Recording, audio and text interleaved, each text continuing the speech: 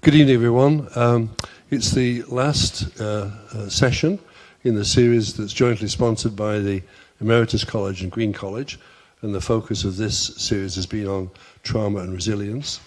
I'm going to leave the introductions of our guests to the moderators, or the organizers, I should say, of the series, just to say that for those of you who are here for the first time, I know at least a couple of people are, we're at the end of our events for the year, just about. There's one more next week, early music. But we have a really full program of events from September through into April. And if you enjoy this evening and want to continue that and come back, all you need to do is go onto our website and sign up for what's called a green list. And so in early September, every Thursday, you will get an email outlining what's coming the following week, and I do encourage you to do that, particularly, as I say, if you enjoy this evening. So welcome all, and we're looking forward to the talk. Our guest was interviewed on CBC Radio at lunchtime, so has had wide coverage already. So I'm going to hand over to Judy. Thank you. So I think those of you who've been following this series know that Marv Westbrook and Richard Verdun and I have been doing a series last year on post-traumatic stress and all of the problems for people who've had trauma who can't express it and can't share it. So we decided that was kind of depressing and maybe we should do resiliency. So this year we've been doing a series on resiliency. And Richard, unfortunately, has a bad flu and decided not to come. Richard usually gives our land acknowledgement because he's First Nations, so I will have to fill in. But I'm actually delighted to do the land acknowledgement for UBC, our unceded territories of the Squamish, but particularly the Musqueam. And the Musqueam have been so helpful to UBC in helping us figure things out and kind of get things right and help with the whole university experience of transformation. I mean, it's really been a very special engagement, and we're very grateful to them for being our land, taking care of the land over the many years. So I want to introduce the whole concept, really, of adolescence, and I'm very pleased to be introducing Dr. Vo. I first met Dr. Vo at a Canadian Pediatrics Society meeting where he talked about adolescence, and I was blown away because he has such a positive, as you'll see, attitude about adolescence. And as Marv said, Don said, this program was heard about apparently, and they invited him to talk right at the crucial hour at 12:30 today, and all sorts of hard questions that he did pretty well with. I mean, it was a really positive thing in terms of support for parents about how to deal with their sometimes challenging adolescence. At any rate, it's a real pleasure for me to introduce one of my heroes, and he is specializing in adolescent medicine and a clinical professor and the head of the division of adolescent medicine at BC Children's Hospital and UBC. Basically, he did his training in medicine at the University of Pennsylvania and then in pediatrics and adolescent healthcare at University of California, San Francisco.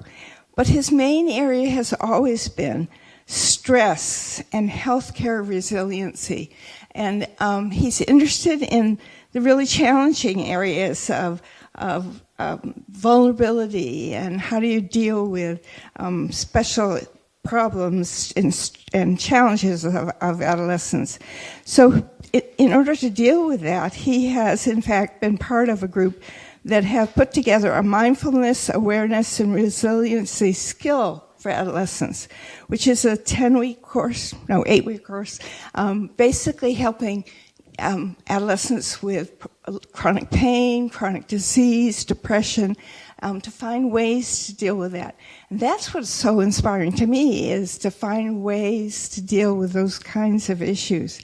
So he's also on the board of director of the Mindfulness and Education Network that now exists, as well as having published a book, The Mindful Teenager, Powerful Skill to Help You Handle Stress on a One Moment at a Time basis.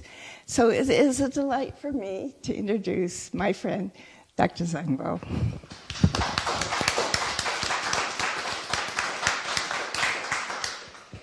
All right, thank you again, Judy, for that generous introduction. Judy is a legendary pediatrician in our pediatric community, former department head, namesake of the Judy Hall Award from the BC Pediatric Society. So it just means so much that you invited me and are sharing with me. I also want to thank all of you for coming today, some of you who I know and those of you I don't know. I look forward to getting to know. And also to all of our audience who are listening online tonight. I understand that we're having some technical difficulties at Green College, so the camera is not working, but I'm hoping that you can see my slides. I'm going to also show a little bit of video as well. I'm so glad that you're all able to join. And I also want to acknowledge where I am coming from. I live on the lands of the Musqueam, Squamish, and Tsleil-Waututh First Nations, coming as an immigrant and as a child of refugees from Vietnam to the United States and then to Canada, and my hope to practice in a way that brings truth and justice, especially for the young people who have been impacted by colonialism and marginalization. So I'm going to start by going to Slido. I would invite everyone to get your devices if you can, and I'm going to present a short poll. I think, yes. Okay, so you can go to slido.com, enter in that number, or you can scan the QR code, and just let me know, what is the first word that pops into your mind when you hear this word adolescent? And I'll give it a minute.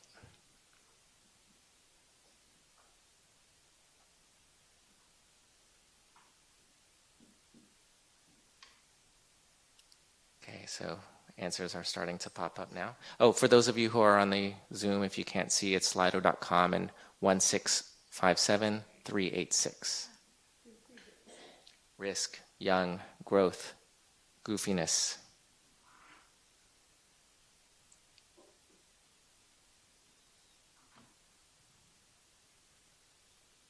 Emotional. Individuating. Budding, identity exploration. Amazing, the title of the talk.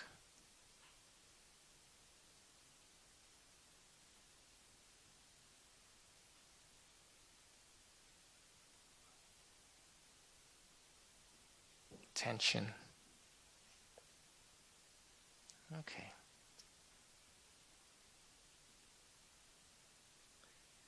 So we might come back to that, but what we've heard is fairly common. And I want to share my take-home points tonight, if you leave with a few things. Number one, adolescents are not problems to be managed, but resources to be developed. So I want us to get away from the traditional problem-focused view of adolescence. Number two, adolescents need unconditional love from adults. And what does unconditional love mean, and how do we show that? We'll talk about that today. Number three, what we say as adults isn't as important as what we do. What we do is much more important than what we say. So we need to role model what we hope for adolescents and expect for adolescents. So as a physician, of course, I am worried about the things that hurt and kill adolescents. And these are the things that kill adolescents over the last 5 years in Canada. Unintentional injuries and suicide are number 1 and 2. Homicide is just behind cancer. So really 3 out of the top 5 causes of death in adolescents have to do with behaviors, have to do with coping with stress. And so when we're taking care of adolescents and we're working with young people we care about, we need to really focus on these issues. And then in BC, unfortunately, the news is pretty grim that what's killing adolescents here in BC is overdoses. It's the number 1 cause of death here in BC, and we are the epicenter of the opioid overdose. And the BC Coroners has shared data showing that it's the top killer of kids right now. And then in the past several years, young people have had a really hard time. So even before the pandemic, the rates of mental health challenges, anxiety, and depression had been increasing. And then in the last 4 years, we've seen a shadow pandemic of eating disorders. And this has been internationally. Every jurisdiction that I know of has seen an explosion of eating disorders. More patients, younger and sicker than we've ever seen before. Also increases in depression, anxiety. The data looks like girls are suffering the most. The causes of this are highly debated. I'm not going to get into that too much today. Researchers are debating, is it school closures? Is it social media? Is it the climate crisis? It's probably no single one. Is it racism? There's probably no single one thing. The causes are debated, but the results we're definitely seeing on the front lines and in the data. However, if we focus on why should we invest in adolescence, not only to prevent problems, but to build our future as well. And so this is from the Lancet report on adolescence, and they really are proposing that we think of investing adolescence as a triple dividend. Number one, if we invest in adolescence, it helps their health right here and now. Number two, it helps them into adulthood, because we know that behaviors, coping strategies, patterns that develop during adolescence, both healthy as well as unhealthy patterns, those persist into adulthood and have lifelong impacts. So substance use being one of them, coping skills being another. Most of the mental health disorders that we see in adulthood have their roots and starts in adolescence. And number three, investing in adolescence is an investment in the future generation, because those adolescents will then become parents and caregivers, and they will pass on both behaviorally as well as through epigenetics. They will pass on their trauma, they will pass on their health to other kids. So this is the traditional view of adolescence, and we can see that there was a very strong concept by a psychologist named G. Stanley Hall, published in 1904, that basically described adolescence as a period of storm and stress. And all of the literature, most of the literature from the 20th century, both in the science as well as in the popular culture, really looked at adolescence as a problematic time. And all of the risk behaviors, all of the problems, the mistakes, the trouble that adolescents get into. And as doctors, of course, I care about those things, but if we focus on that, that's only half the story. And it's really important for us to focus on what's also going well with adolescents, because we need to know what's going well so that we can build on that too. I love this conceptualization by Dr. Daniel Siegel. He's a child psychiatrist. He wrote a great book on the adolescent brain called Brainstorm. And he kind of boiled down adolescence essence into these four things. Number one, emotional spark. So adolescence is a time of strong emotions, and adolescents experience stronger emotions than they did in childhood. It gives them vitality, it gives them meaning, it gives them motivation to explore new things, to grow, to develop, learn, make new connections, new friendships, new relationships. Of course, there are downsides to it. It can mean they're impulsive, they can be moody, they can be irritable, they can be reactive. And so those are all things that we as adults want to help them with. Number two, social engagement. The adolescent brain is an intensely social organ, and adolescents are exquisitely attuned to what's happening in their social environment.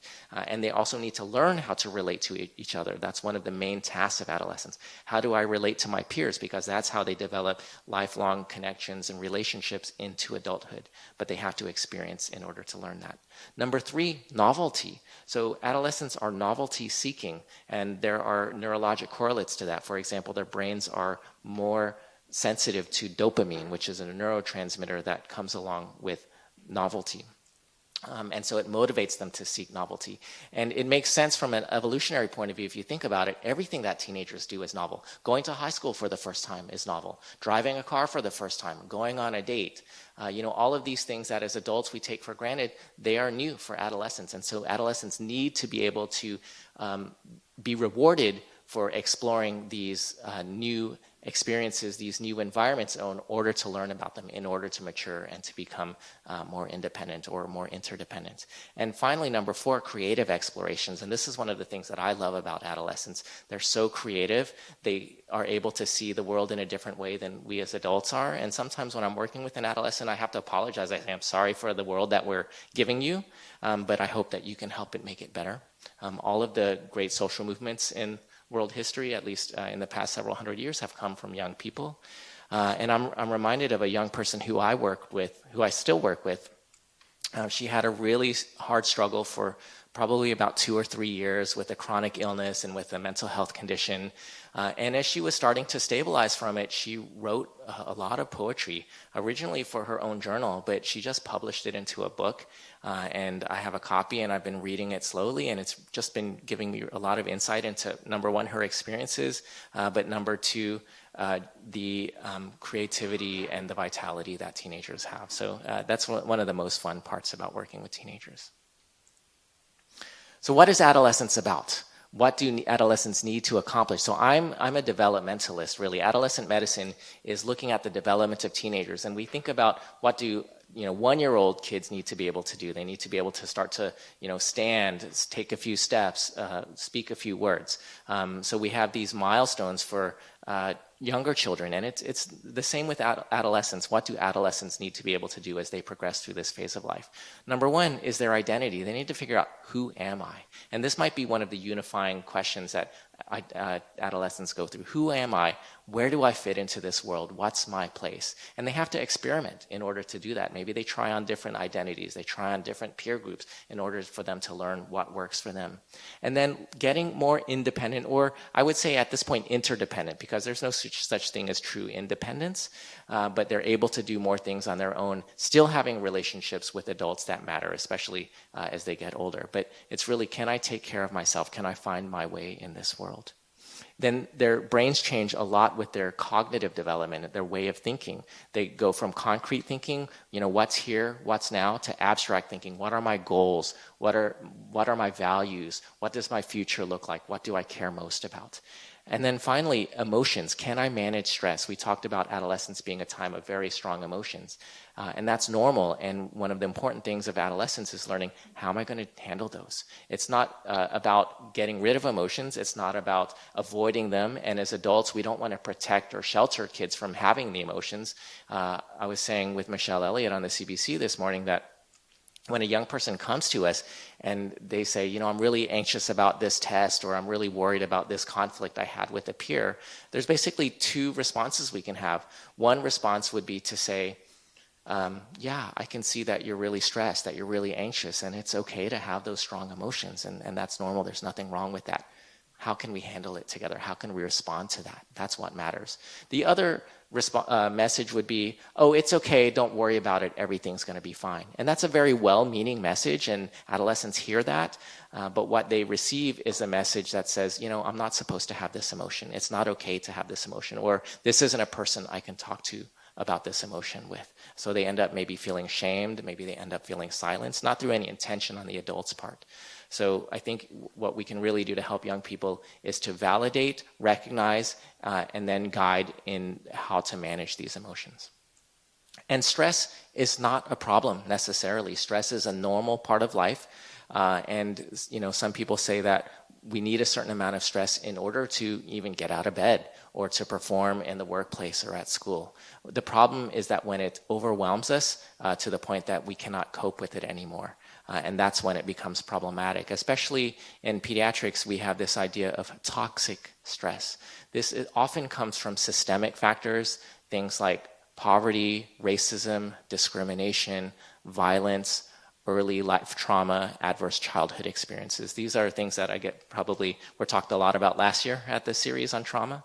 And this type of toxic stress can change the brain development, can cause lasting harm, and they're not the fault of kids and children who experience them. So we definitely do want to protect kids from this kind of repeated, overwhelming toxic stress. But normal, everyday stress, kids need to learn how to manage. That's part of life. This is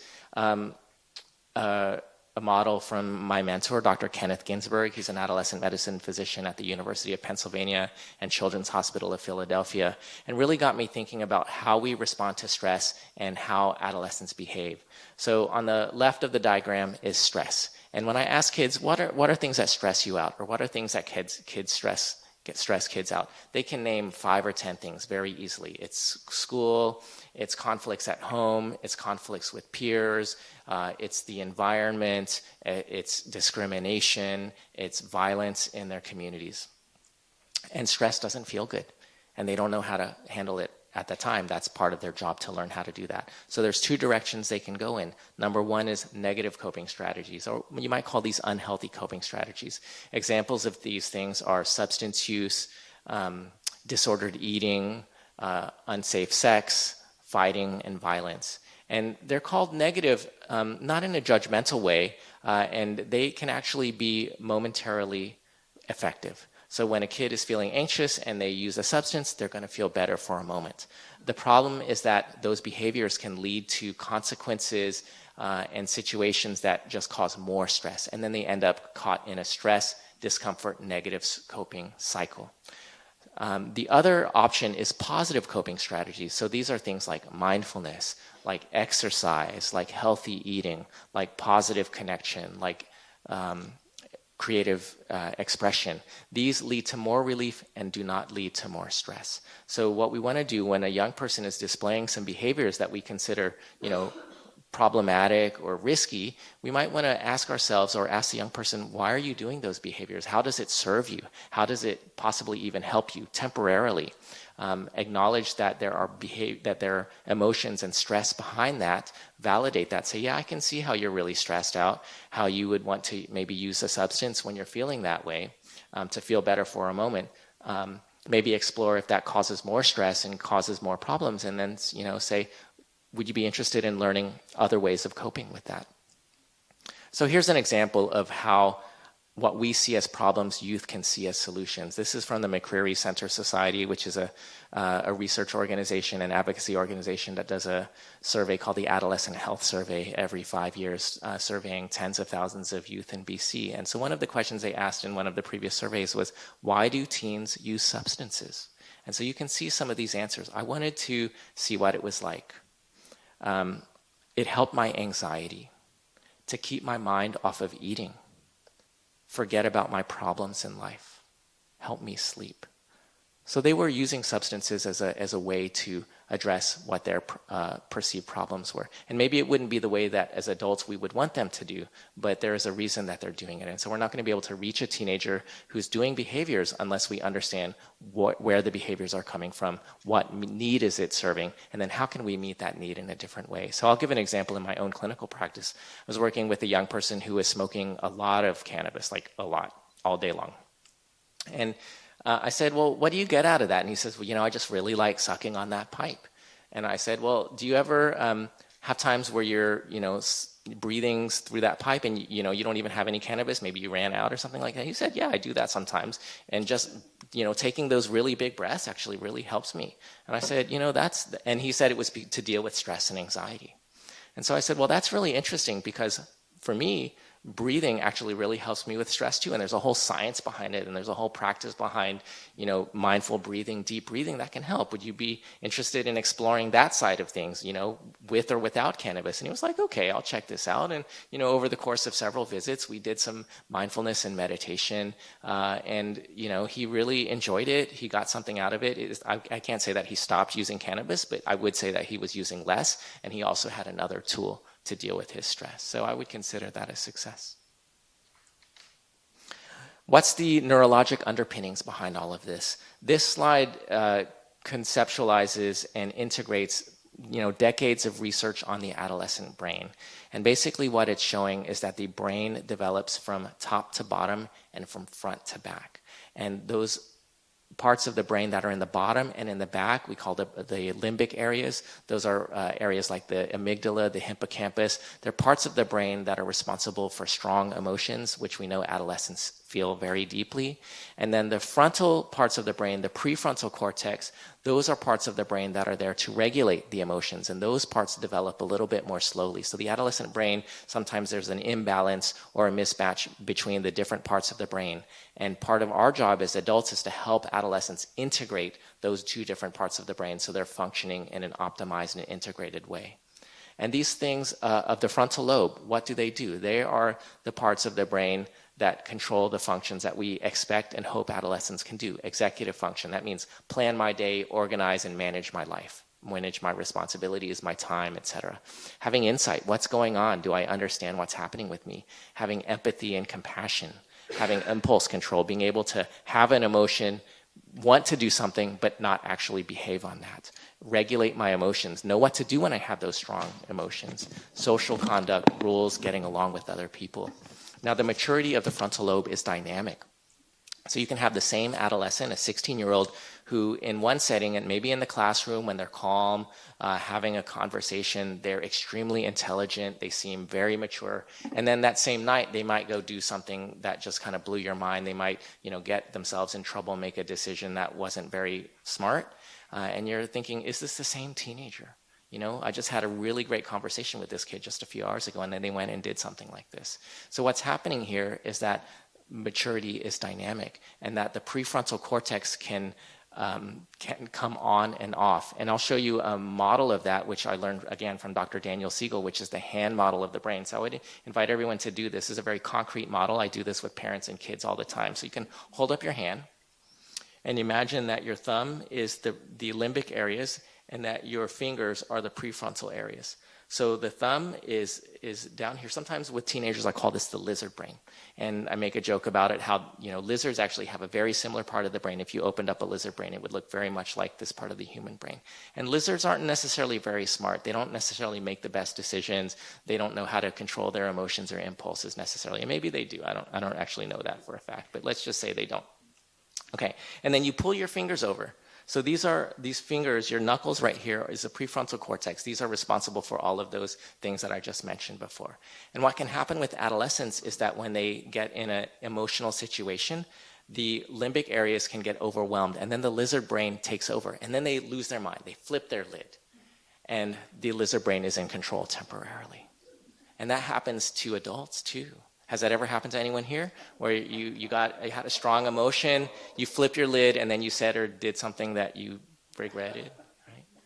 So the trick of adolescence is to recognize, this is normal, this is human, and the prefrontal cortex has not gone anywhere. We can bring it back online. And so we can teach teenagers to notice, number one, when the lizard brain's taken over, and number two, can we take a breath, can we take a pause, can we take a break, get out of a dangerous situation, and then do some regulation so that way we can bring the human brain back online. And the cool thing about the human brain is that these two parts of the brain are constantly talking to each other. And the more that we repeat this action of bringing the human brain back online, reactivating the prefrontal cortex, the stronger that those neural connections can go. In neuroscience, they have a saying, what fires together, wires together. And in the adolescent brain is changing so quickly that it's like exercise for the brain. And the more that we can do this over and over and over again, bring that prefrontal cortex back online, the more adolescents are able to develop emotional regulation, which can be lifelong. The other thing that's hard for adults to recognize is these risk behaviors. The many negative health behaviors that I mentioned before. However, we've also said that novelty seeking and experimentation is normal, healthy, and necessary for adolescent development. So adolescents actually need to take risks. And the way that I think about it sometimes is like a bird who's getting ready to fly out of the nest. If the nest was super comfortable and was perfect and warm, why would they ever stretch their wings and try to take that first flight? Like, it's terrifying, and they might not make it and they might die.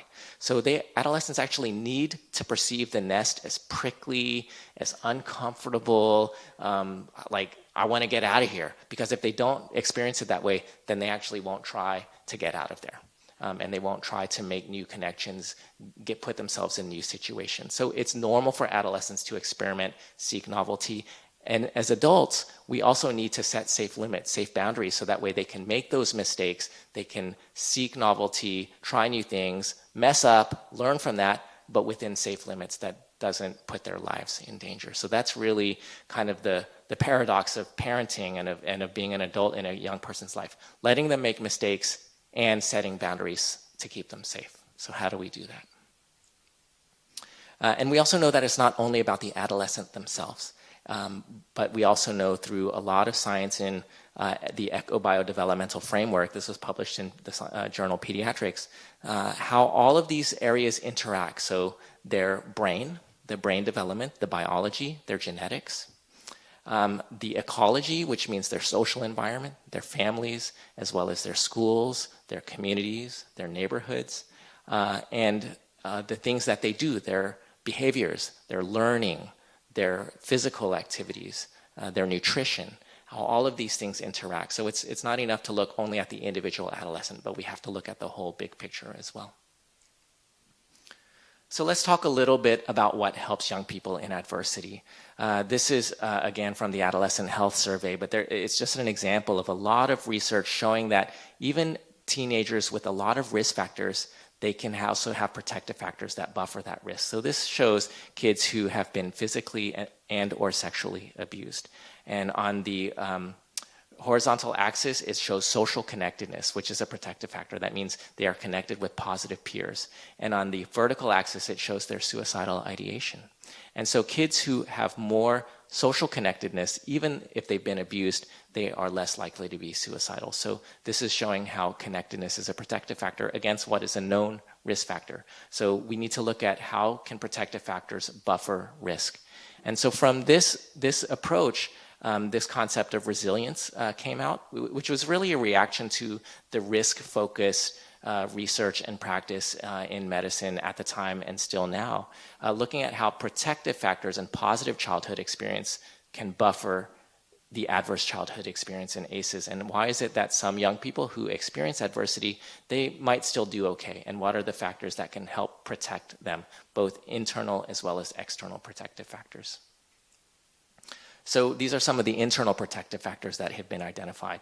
Learning, problem-solving skills, coping, emotional regulations. These are all things that we can intervene on, we can support, we can help guide.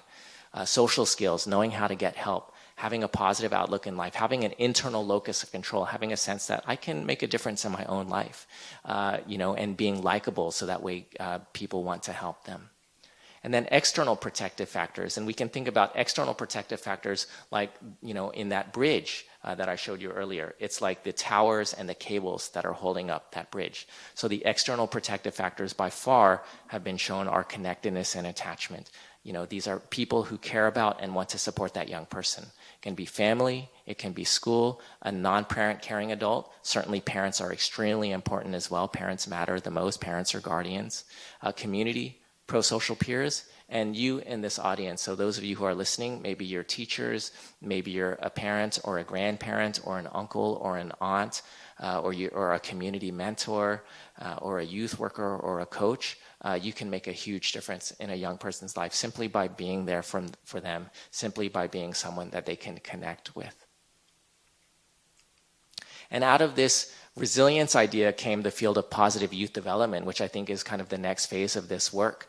And it's looking at what is our real goal in working with young people. Is my goal as a pediatrician to treat or prevent depression, eating disorders, substance use disorders, unintended pregnancy, or is it more than that? And the positive youth development field asks us to look at more than that. It asks us to look at our ultimate goal for a young person. Our ultimate vision is not to be problem-free, but to be fully prepared for life. So not having anxiety, depression, or an eating disorder is not really a good enough goal. But we want young people to really develop, to be at their best, and to see them not as problems to be managed, but as resources to be developed. And when we see this, young people feel that too. When we work with them and we treat them in this way with that kind of respect and love that they deserve, then they're going to rise up to our expectations. We're going to be able to connect with them better. And we're actually going to be able to address their problems in a much more effective way. So the positive youth development field doesn't mean that we ignore their problems, but it means that we look at their strengths as a way to address their problems also. And some researchers and authors have really boiled this down, the components of the positive youth development. And this is a model that came out a few years ago, building on researchers like all these C's. So there's the 5 C's, which came first, and then 6 and 7 C's, and the most recent model is 8 C's. This is really building on the work of Kenneth Ginsberg and Veronica Svetaz, who's both friends and mentors of mine. 8 C's of positive development. So confidence, being able to believe that I can do something. Competence, having the skills to actually do something, whether it's managing emotions or getting through a hard time. Connection, we've talked a lot about that already. Character, having a sense of ethics, having a sense of morality, having a sense of not harming other people. Contribution, giving back to my community. And I love seeing adolescents at BC Children's Hospital. We have a youth advisory committee where they're really helping to make the hospital a better place, and they're using their lived experience in order to do that. And I want to see more and more of that. Coping with strong emotions, like we discussed, coping with stress.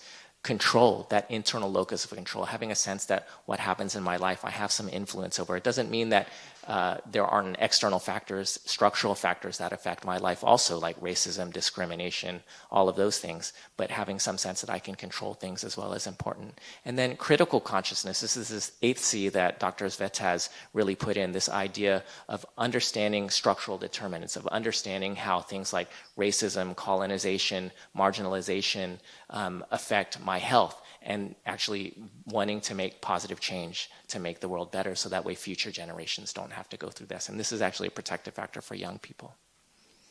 The resilience field has undergone a lot of criticism, some of it from like Grant in the room here, who, well, not criticizing the field, but challenging us to define it, challenging us to measure it, but also another criticism that it's come under is that it's very individual focused. It's like expecting this young person to be resilient against these structural factors, many of them I've named already, like discrimination and racism. But I think more recently, people in this area are really looking at resilience as not individual, but as community resilience. How can communities respond to colonialization and marginalization, and how can we support each other rather than looking at just individuals? And so this can include marginalized communities, but it can also include our society as a whole. How can we look at this differently? So here's an example. There's a podcast that I listen to with Indigenous young people, and they were talking about how they are getting their culture back, reclaiming their culture by going to museums and collectors who have their cultural artifacts and repatriating them, getting them back into their communities. And by doing so, they're learning about their cultures, they're contributing to their communities, so some of those 8 C's that I mentioned, they're increasing their critical consciousness as well. So these are protective factors for young people. So we need to think about resilience not only as an individual factor, but as a community factor, and as addressing some of these systemic issues. Okay, so now I'm going to switch gears for the rest of my time, talk about what we can do, a little bit more concretely about skills and approaches and practices with youth. And the first thing I'm going to do with this is show a short video of a young person who's describing their own experience and describing what they want for adults. This video comes out of the American Academy of Pediatrics, a textbook and video series called Reaching Teens, which is my favorite resource for youth-serving professionals. It's available through the UBC library as an ebook, and all of the videos. I am an author on it, but I don't receive any financial benefits from that. And it was edited by my mentor, Dr. Ken Ginsberg.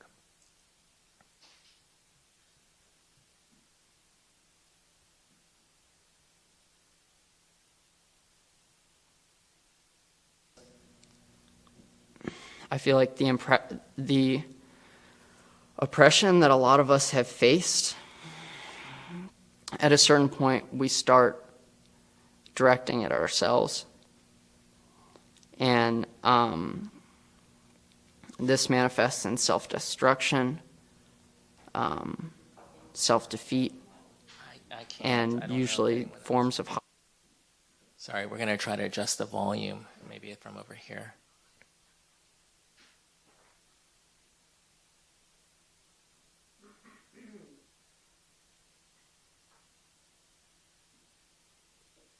Okay, let's try it again. ourselves.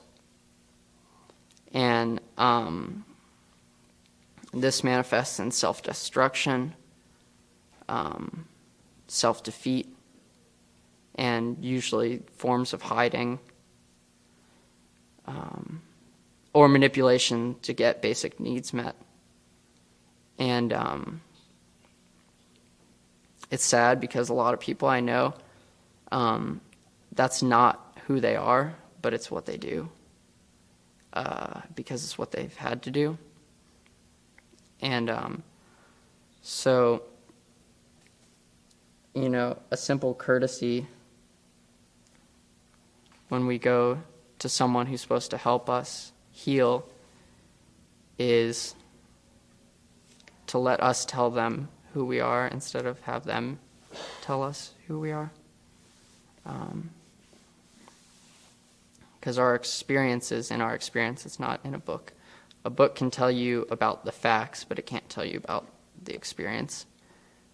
And so I feel like everyone has like the potential to truly love themselves, and no medical practitioner can make them do that, but no one's going to take steps for themselves in health, in therapy, in life, unless they value themselves enough to do it.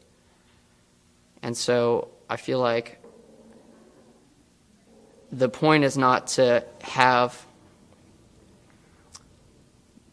a doctor or a therapist or a teacher tell a client to love themselves. The point is that the doctor, therapist, or teacher or healer, they can listen for the information that gives them goosebumps. Why would we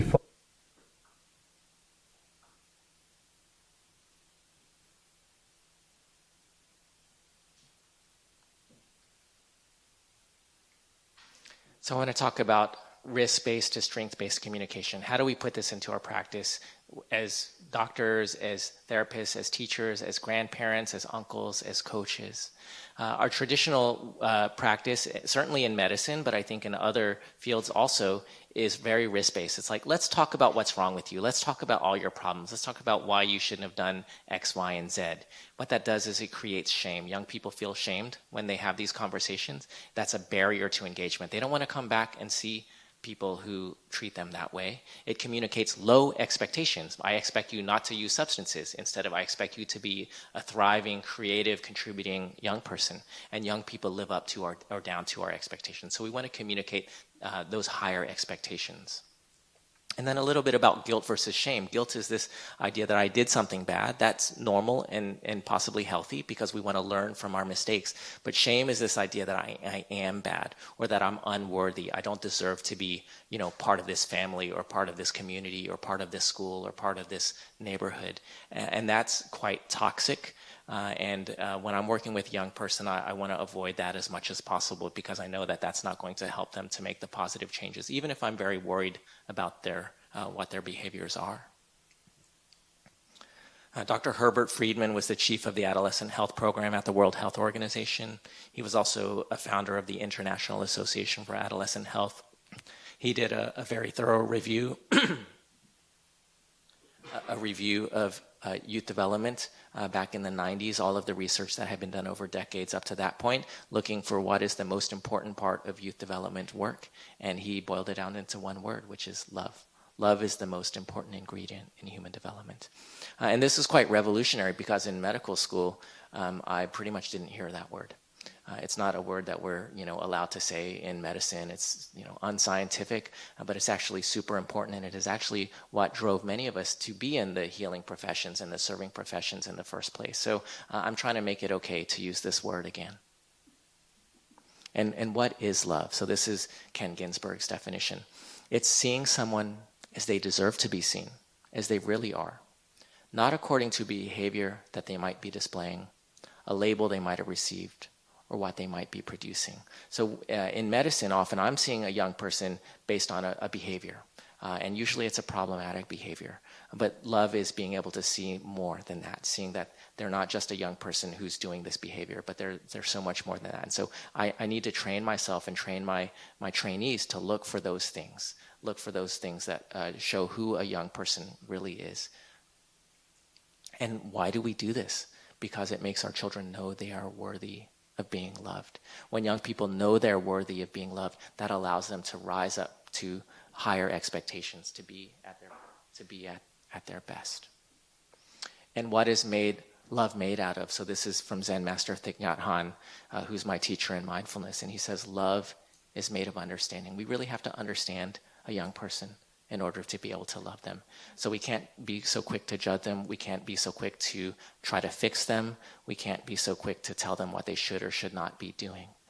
But we really need to understand, why are they doing this? What's behind it? What are the behaviors that they are experiencing, the emotions that they're experiencing? What are the things that have happened to them and that are leading to this behavior? And when we understand that, we're able to meet them on a much deeper level, and we're actually more able to help them make positive change. And for me, the way that I do this is through my mindfulness practice. Mindfulness means paying attention in a particular way, on purpose, in the present moment, and with unconditional love. So I've really put that in the very definition of mindfulness. Being really there for a young person in the present moment, not so worried about the future or the past, but right here and now, and with that unconditional love. And it's a practice. It's not always easy, and especially when a young person is doing behaviors that are not so easy to love. They don't always seem so lovable. That's when it's actually the most important to be present with them in this way. And then how do I put this into practice? Is through my communication. So this is Dr. Eric Cassell, who really wrote a lot about suffering as well as communication in medicine. He said spoken language is the most important diagnostic and therapeutic tool in medicine. We have to be as precise with it as a surgeon with a scalpel. So we have to be precise with our language as well as our nonverbal language. What we don't say is actually just as important as what we do say, and how we say it is more important than the actual words that we say. And then there's this idea of strength-based communication. So this is by Jon Kabat-Zinn, also a leader in the field of mindfulness. He says, as long as you're breathing, there's more right with you than there is wrong with you. So we need to look for what's right with that child, even when they're maybe seemingly at the worst moment of their life. What is right with them? And I do that in the hospital with young people who are in deep crisis. We can even have moments of, lightness, of laughter, seeing what that kid wants to do, what are their hopes, what are their futures. Maybe they want to be a nurse, maybe they want to be a teacher, maybe they care about their younger brother or sister. Even in those moments of crisis, reconnecting them with what's important to them helps them to find a way out of the crisis and the difficulty that they're in. So how do we do this? When I'm listening and present with a young person, I'm looking for their strengths. I'm listening with an open heart and an open mind, not just trying to figure out what the diagnosis is, what is the treatment plan. And certainly as a doctor, that is a big part of my job. But I also have to look for what are the strengths, what are they doing well, and what is the problem that they are displaying that I believe is a problem, or that the adults in their lives believe is a problem. How could that also be a solution? So trying to get at the problem underneath the problem. And when I understand that, then I might be able to help them find a way out of that problem. And then communicating unconditional love. And it's not so much saying the words, I love you, although that may be appropriate in certain circumstances depending on your relationship. It also can be tricky because that word love can be dangerous for some young people, especially young people who have been abused or exploited. That word love is not actually a safe word for them.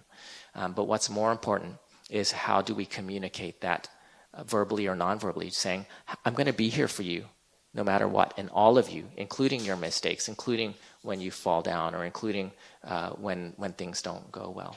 And so that young person I told you about who wrote that book of poetry, I told her that because she was very afraid of being abandoned, and she had been abandoned, in fact, in her life by adults that mattered to her. So I said, whether you're really depressed or whether you're actually doing well, I still want to continue to see you. And at this point, my last few visits, like there actually haven't been a lot of, quote unquote clinical things to talk about, like problems. She's actually doing pretty well yet, but I'm going to keep on seeing her because I think she needs that until she's not wanting to see me anymore, at least. Which hopefully that will happen too. But I'm going to keep my door open for her because I don't want to send the message that I'm only going to see you if you have a problem. And that's all I care about. And then loving the person while giving guidance on their behavior. So like we said earlier, it's not that we have to approve of everything we do or have to agree or like all of their behaviors, but we can still see the person underneath and allowing those mistakes, recognizing the mistakes, but not shaming for them, seeing them as growth opportunities. So there's this whole kind of literature around growth mindset, which is looking for those growth opportunities. And that literature is a bit problematic as well because it is highly individual focused, but I think there are things that we can learn about allowing young people to make mistakes, learning, growing from them, so that way they can continue to develop. And then this is a quote I love. No one cares how much you know until they know how much you care. So when we're working with a young person, they don't really care about our knowledge. They don't really care about we know the right way to do this or we know that they shouldn't do that. What they care about most, first of all, is does this adult see me? Do they care about me? Is this someone who I can trust? They're making very quick judgments about our trustworthiness.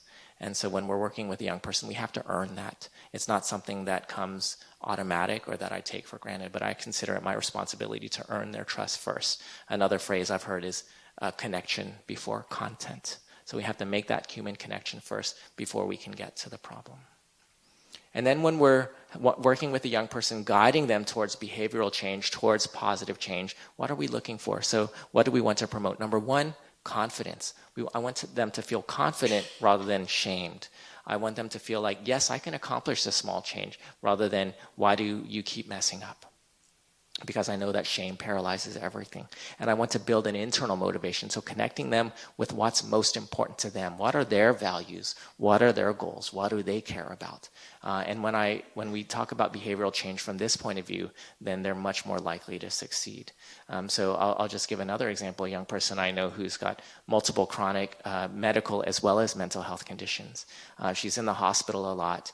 A lot of adults in her life are really worried about some of the choices she makes, and rightfully so, because some of the choices are quite dangerous. But I also know what's important to her. She actually cares a lot about school. She really, really wants to get to school. She doesn't necessarily make good grades, but she really wants to get to school. And number two, she really cares about her friends, including her friends who are worried about her too, and her friends who kind of say, hey, you need to take your medications, you need to take your inhalers, you need to, maybe you shouldn't have this, third or fourth or sixth drink, so those friends care about her and she cares about them. So by knowing these things, I'm able to have these conversations about, okay, well, when you go to this party, next Friday, how are you going to keep yourself safe? And what's most important to you? Versus a more standard adult message would be like, don't go to that party or don't drink, something like that. Just say no messages without knowing what's helpful for her and who this young person is aren't as helpful. And this gets into some of the literature on parenting styles too, and some of this literature might be transferable to non-parents as well, any adults who care for young people. And so some of this literature has looked at the different parenting styles. One of them is called authoritarian. Sometimes this is called tiger parenting or helicopter parenting. There's all these colorful metaphors, but this is just this idea of do what I say because I'm the adult and you have to listen to me. So it's obedience-based, it's low warmth, it's high control, and it is really about young people not making their own decisions. And then another one is permissive. Do anything you want. I want to be your friend. I don't want to be a parent. I want us to be buddies, and I'm never going to tell you what to do. And that's not what kids need from their parents. They need parents, not friends. They have friends to serve those other roles, but their parents and their guardians and the adults in their lives do need to have a different role. So sometimes that's called the jellyfish parent. The third is uninvolved. It's ostrich. It's like, do what you want. I don't want to hear about it. You're an adult, even if they're 12 or 13. You're an adult. You make your own decisions and you live with those consequences. The fourth model is called authoritative parenting, and this has been shown to be the most helpful, and it's sometimes described as dolphin parenting. Shimmy Kang wrote a great book called The Dolphin Way about this, and it's high warmth as well as control and guidance and limits. So it's really saying, this is what I hope and expect for you. Let's talk about it, holding high expectations. I want to support you in becoming independent, and I know you're going to make some mistakes along the way, and that's okay. I want to understand you. I want to hear from you. I want to understand how you make decisions, even if we don't agree on everything. So it's really getting to know that young person and offering guidance at the same time. Another metaphor is lighthouse parenting. So this is Dr. Ken Ginsberg, and he wrote a book about it called Raising Kids to Thrive. And the lighthouse metaphor is about helping kids learn how to navigate. It's about being a stable, solid presence, but knowing that the kids, they're out there navigating. It's their job to navigate. And as adults, it's our job to offer that direction, that beacon. And also, when they get too close to the shores and there's a storm, preventing them from crashing. So setting limits around safety so that way their lives aren't threatened. Okay, just two more thoughts. Number one is when we as adults are telling kids what to do and we're not doing them ourselves, it's not useful. So it's like saying, take my advice, I'm not using it. And this happens so often that adults are telling kids to do things, but the adults are not themselves doing it. And for kids, that comes across as hypocritical and disrespectful. So the most important thing we can do as adults is actually model what we want to see in kids. If we want to see kids be able to handle their emotions, we need to work on how are we handling our own emotions, for example. And finally, just our presence. So I heard this at a First Nations event several years ago in Vancouver from an elder. He said, when someone is hurting, just your presence is medicine. So the best gift that we can give our young people is really just to be there for them. Be fully present with them in the here and now again. That's a mindfulness practice, just being truly there for them. So I'm going to close with getting back to our poll.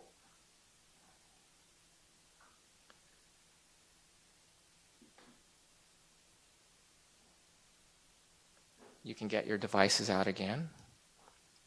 As the session comes to the close, what is the first word that pops into your mind now when you hear the word adolescent?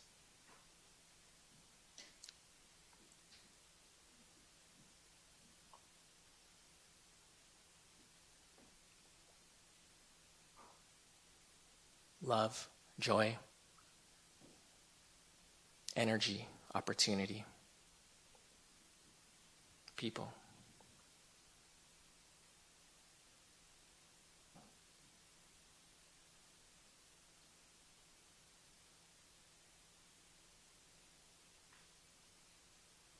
Complex, culture,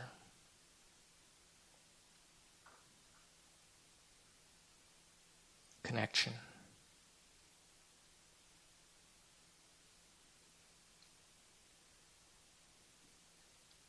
hope,